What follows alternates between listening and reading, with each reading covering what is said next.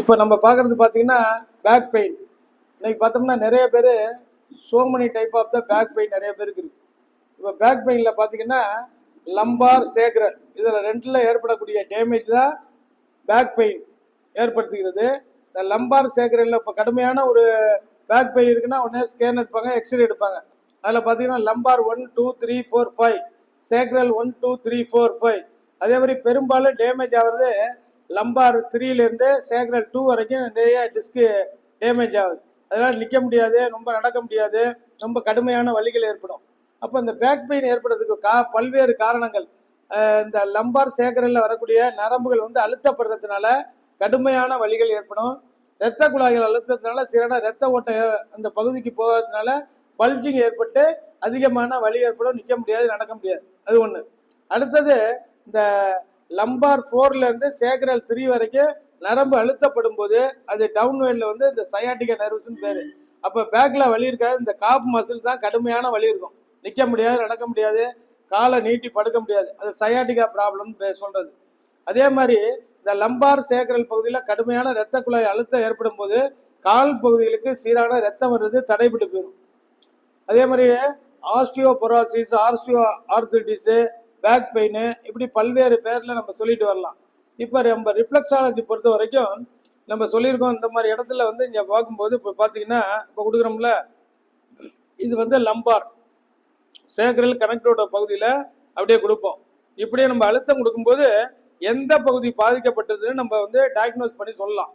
Lumbar 1, lumbar 2, lumbar 3, sacral 1 2 3 பாதிக்கப்பட்டதுக்கு அது எந்த அளவுக்கு பாதிக்கப்பட்டிருக்கு, 10% பாதிக்கப்பட்டிருக்கா, 20% பாதிக்கப்பட்டதா, 50%, 90% பாதிக்கப்பட்டிருக்கான்னு நம்ம சொல்றதுக்கு வந்து இது பயன்படும்.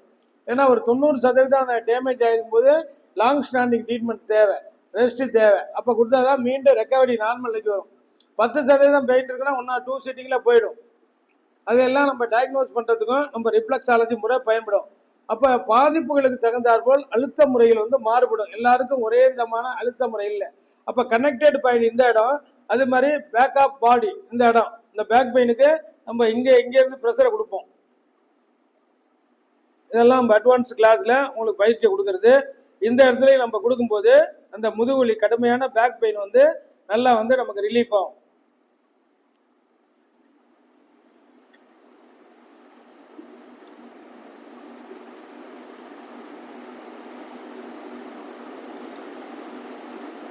பெயின் வந்து பேக்கில் இருக்குது, இங்கே வந்து அதனுடைய கனெக்டட் பாயிண்ட் இருக்குது, அதான் ரிஃப்ளெக்ஸாலஜி சிஸ்டம். கால் பாதங்களில் மட்டுமே அழுத்தம் கொடுப்பதன் மூலம் நம்ம வலிகளை குறைப்பதற்கும் நோய்களை குணப்படுத்தும் பயன்படுது ரிஃப்ளெக்ஸாலஜி. இப்போ பார்க்குறது வந்து நம்ம பேக் பெயின் சயாட்டிகா ப்ராப்ளத்துக்கு நம்ம கொடுக்கறது. அதுபோல் இந்த பகுதியிலையும் நம்ம கொடுப்போம். இதை பெயின் மட்டும் இல்லாமல் டயக்னோஸ் பண்ணுறதுக்கும் இந்த வலிகளை முழுமையாக குணப்படுத்துவதற்கும் நமக்கு கால் பாத சிகிச்சை வந்து 100% நமக்கு வந்து உதவுது. இந்த பாயிண்டை கொடுத்துட்டு சென்ட்ரலில் பார்த்தீங்கன்னா இது சென்ட்ரல் நர்வ் சிஸ்டம் அப்படின்னு சொல்கிறது. இந்த சோலார் பிளக்ஸுடைய பாயிண்ட்லேருந்து சென்ட்ரலில் கொண்டா நர்வ் சிஸ்டத்துடைய பாயிண்ட்.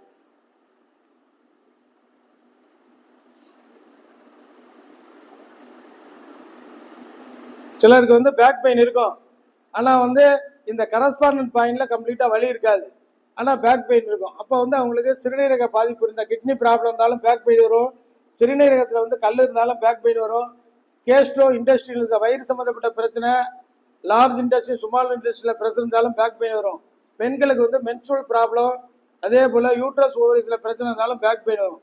அப்போ இங்கே கரஸ்பாண்டில் வலி இல்லாத போது அது தொடர்புடைய பாயிண்டில் வலி இருக்கா, என்ன பிரச்சனைன்னு நம்ம டயக்னோஸ் பண்ணி அவங்களுக்கு சொல்லி பாதிக்கப்பட்டதுக்கு முழுமையான சிகிச்சை முறைகளை எடுத்து முழுமையாக நிவாரணம் பண்ணுறதுக்கு நமக்கு பயன்படும். Renga reflexology treatment and training centre, Vasantha colony, அண்ணா நகரில் 30 ஆண்டுகளாக செயல்படுகிறது. சிகிச்சை பெறுவதற்கும் பயிற்சி பெறுவதற்கும் அணுகவும் 9444641062. நன்றி, வணக்கம்.